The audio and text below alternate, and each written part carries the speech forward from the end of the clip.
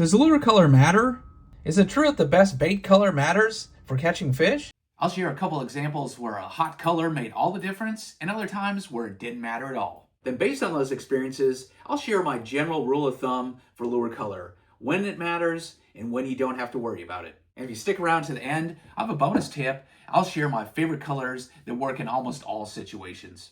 Being a bass guide on Lake Fork in Texas for a lot of years was a perfect laboratory to do experiments on color of lures and seeing how fish would react to them. I would typically on a guide trip have 2 customers with me, sometimes 3, and there'd be typically the best fisherman would stand up front with me. He'd get first crack, the first throw at the docks and the laydowns, and then his buddy or 2 in the back wouldn't be necessarily as good, and they would throw at it after the guy in the front had already thrown at it.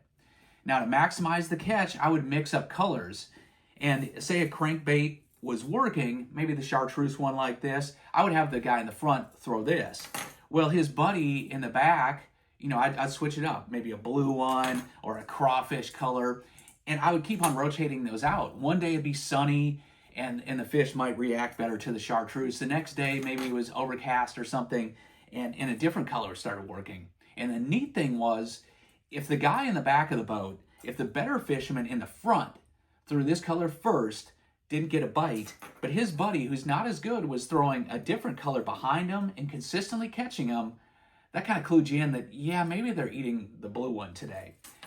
And then to verify it, because he could be fishing it slower or a little bit deeper or have bigger line, just a little bit different, I would switch out then. Then I might put the guy in the front, instead of throwing the yellow, I would put the blue on his.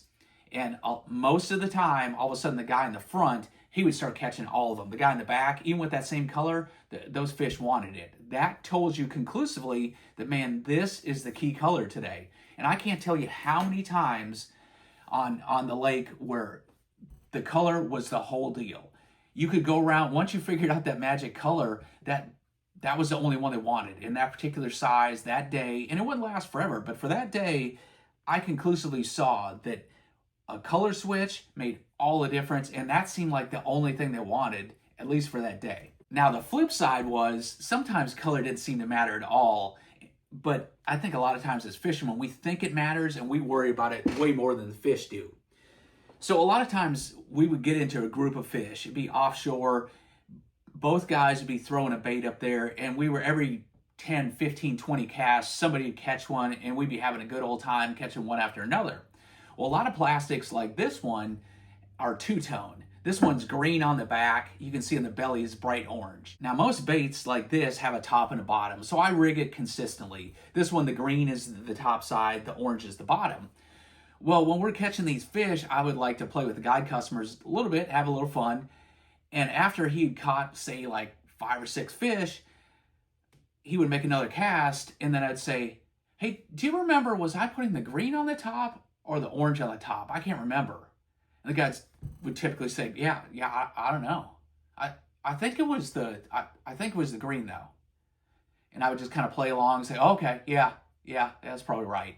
Now, if he went about 2 or 3 casts without catching a fish, it was in his head. The guy started thinking, and then you'd hear him say it. He'd say, man, maybe it was the orange that was on the top. Say, yeah, you think so? And after about 3 or 4 more casts, the guy would be beside himself. All of a sudden, he'd been catching them like every 10, 15 casts. All of a sudden, he has all this self-doubt. He's worried about, man, is the orange on the top? Is the green on the top? Well, I couldn't let him go on too long, so I would tell him, hey, I'm just jacking with you. The green goes on the top. You're good. Don't worry about it. But it goes to show how much that on those days, the guy in the front and the back, the one guy's using like purple or black, the guy in the back's using green and orange. Doesn't matter. The fish are biting, but I tell you what, it can get in our head really quick which one is working, and we think color's more important than the fish do. So that leads me to my basic rule of thumb on lure color. When I'm trying to find fish or find a bait that's working, I go with the basics. I don't worry about color. Once I've figured out a bait that's the hot one, or I find a spot that has a lot of fish, that's where I'm going to try dial in color, and I think color matters. Let me get into it a little bit. So you've heard of the 80-20 rule before. Basically, 80% of the fish seem to live in about 20% of the spots. When I'm starting out looking for them, I'm looking for a bait that's working that day, and then also an area that has a lot of fish. If there's a group of fish somewhere, you can use any of the basic colors. You might not catch all the fish in the school, you might not catch 20 there, but you're gonna catch 1 or 2 tattletales that tell you that you're around the fish. So when I'm starting off a day, I'm covering a lot of water, I'm gonna go with the basic colors, and I'll get into those in a minute, the key ones that always seem to work, that at least a few fish will react to. Now let's talk about when I dial in color and I think that playing around with it's gonna make a difference. Let's say I'm fishing a pond. I walk around most of it, don't get a bite, I come down to the dam and I walk across the dam and I catch 7 or 8 fish. I fish my way around the pond again, don't catch anything, come back to the dam, I catch 2 more. Well, guess what? The fish at that time are living on the dam. At that point, I'm gonna start playing around with color. Now, same thing if I'm playing around with baits. Let's go back to that pond. Let's say I walk around it and I'm throwing a topwater, don't get anything. I throw a lipless crankbait, don't catch anything. And then I throw a spinnerbait, I catch 3. I go back to a couple other lures, a jig and a worm, don't catch anything. Pick up the spinnerbait again and catch 3 more. Well, that tells me they're on a spinnerbait bite that day.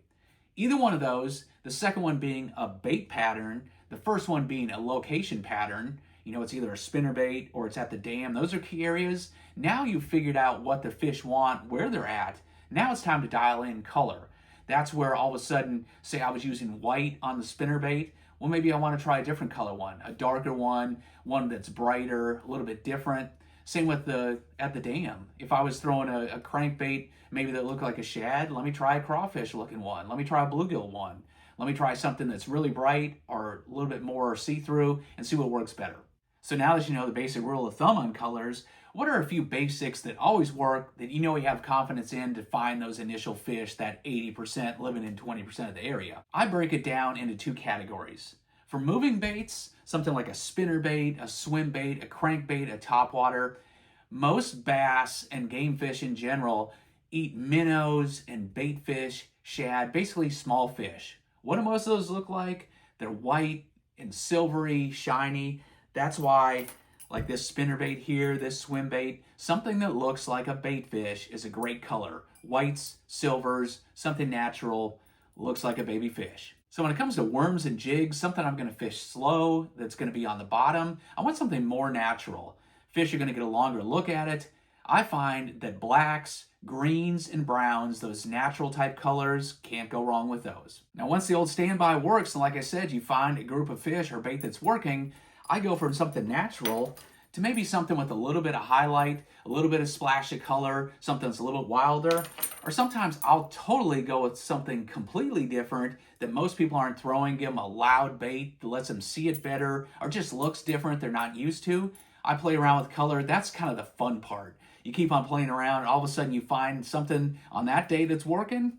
That's when you really can have a banner day. Now just keep in mind, the colors working today might not work tomorrow. If it's sunny and slick today, tomorrow it's overcast, windy and rainy, they may want something totally different.